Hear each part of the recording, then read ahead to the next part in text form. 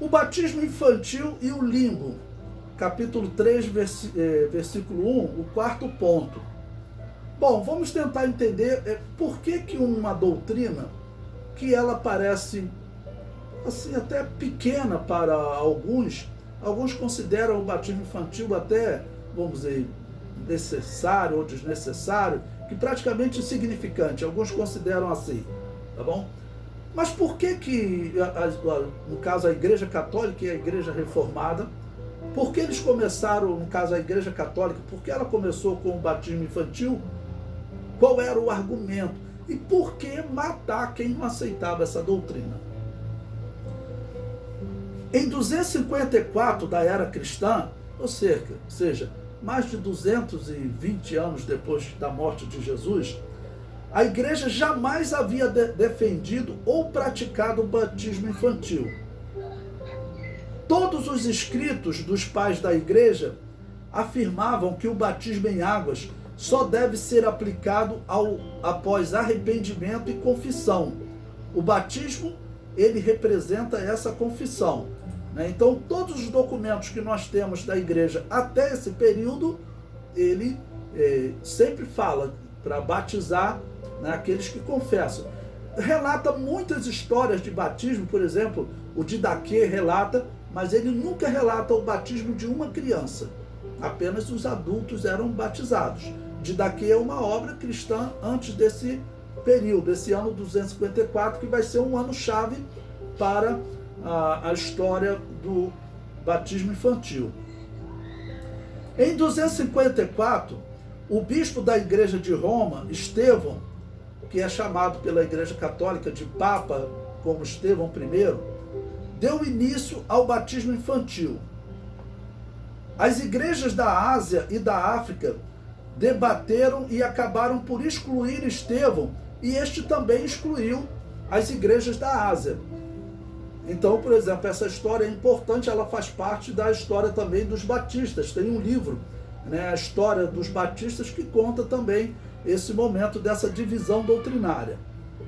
O argumento de Estevão para dar início ao batismo infantil, qual foi? Ele dizia: se as crianças não forem batizadas, elas não serão salvas, irão para um pré-inferno, onde sofrerão. Que pré-inferno é esse? Ele chamava esse pré-inferno de limbo, tá bom? Ou seja, era um tipo de purgatório infantil. Bom, essa doutrina ela nunca colou muito na igreja, tanto que a Igreja Católica recusou, abandonou esse argumento e deixou de fazer sentido a adoção do batismo infantil, né? Porque se era preciso fazer batismo infantil porque a pessoa sem batismo ela não pode ser salva, é isso que argumentava a Igreja Católica. Ela abandonou essa doutrina, como que dizendo que a criança pode ser salva porque não existe mais limbo. Se os pais são salvos, a criança inocente automaticamente é salva. É o que os evangélicos sempre pregaram. Então, se torna desnecessário o batismo infantil. Mas, é claro, essa doutrina vai continuar. E aí nós vamos entender por quê. Existe alguma coisa que realmente faz com que essa seita, que é chamada de Babilônia Apocalíptica, defenda tão intensamente o batismo infantil a ponto de matar aqueles que não concordam. Porque se fosse uma doutrina qualquer, para a Babilônia Apocalíptica, ela falaria: vocês podem batizar depois, né? Já é uma instituição errada mesmo, mas se ela quer matar, é porque existe alguma questão séria nessa doutrina. Prosseguindo, segundo a Igreja Católica, quando uma criança morria sem o batismo, não poderiam ir para o paraíso. Era necessário passar pelo limbo. O que era o limbo? Era uma espécie de purgatório para as pequenas almas. É assim que eles falam, né? As pequenas almas. Eu botei entre parênteses porque a alma não tem tamanho, né? Então, por isso, entre parênteses aí, o pequenas almas. Qual a origem dessa heresia? Foi comum durante o governo do imperador Décio, do ano 249 a 251 da era cristã, quando ocorreu uma das maiores perseguições. Muitos cristãos se corromperam comprando documentos como prova que haviam adorado aos deuses, mas na verdade não adoravam. Esse imperador Décio foi uma das piores perseguições. O homem, para viver na cidade de Roma, por exemplo, que era a capital do império, quem vivia escondido nos campos, não ocorria nada, mas o cristão que vivia na cidade, ele tinha que ter um documento afirmando que ele adorou os deuses. Infelizmente, a história diz que existia uma corrupção lá que alguns cristãos praticaram. O que eles faziam? Eles compravam aquele documento, pagavam dinheiro ao soldado, coloca o carimbo aí como se eu tivesse adorado aos deuses, mas na verdade ele não tinha adorado nada. Então, se alguma autoridade romana chegava, ele mostrava aquele documento, mas dizendo, eu não pequei, eu não adorei outros deuses. E até isso vai acontecer com ministros também, que eles vão fazer o quê? Eles vão ter que mudar então de religião. Então vem aqui ministrar no templo aqui de Júpiter. Pronto, e o ministro tinha que ir lá ministrar no templo de Júpiter. Esse vai ser um grande problema, porque quando acabar a perseguição, esse ministro que trabalhava lá no templo de Júpiter vai querer agora voltar a trabalhar na igreja cristã, né? Alguns ministros se corrompiam e abandonavam as igrejas, aceitando participar do culto aos deuses pagãos. Esse será um problema ao fim da perseguição, pois a história mostra que os bispos que se corromperam retornavam normalmente para as suas atividades de púlpito nas igrejas cristãs. Outros ministros se recusarão a recebê-lo e exigirão que ele passe pelo banco, que é a expressão para ele ser provado, né? Eles usavam essa mesma expressão.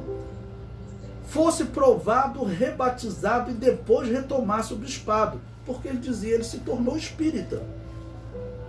O problema se estendeu até Constantino e Agostinho, mas este deu um fim à questão. Agostinho vai dar um fim a essa questão, tornando crime de morte não entregar as crianças para serem batizadas ou rebatizar, quando adulto, uma criança já batizada pela Igreja Católica. Vai ser Agostinho a figura que vai realmente trabalhar pelo fim desses chamados anabatistas, que a Igreja Católica diz que exterminou. Ela fala, não, nós acabamos, anabatistas, esse grupo foi ressurgir lá no período da Reforma, mas não é verdade, porque aí a Igreja de Jesus teria desaparecido, porque não dá para nós aceitarmos que a Babilônia apocalíptica é a Igreja de Jesus. Se nós fizermos isso, isso é um tiro no pé do cristianismo, porque todos os historiadores olham para o que a Igreja Católica fez, eles falam, o cristianismo sempre foi dominador. Então nós temos que falar, quando vocês olham para a Igreja Católica, vocês não estão olhando para o cristianismo.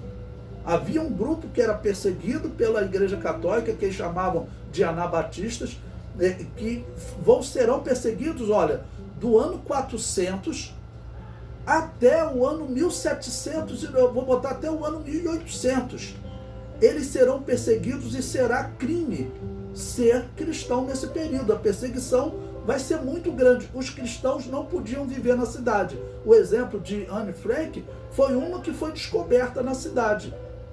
A cidade é do grupo dos anabatistas. Por quê? Eles tinham que viver nas montanhas, isolados, né? E como havia muita terra e muito espaço, eles estavam em locais, às vezes, completamente isolados, onde a lei não chegava até eles, porque se chegasse eles, morriam.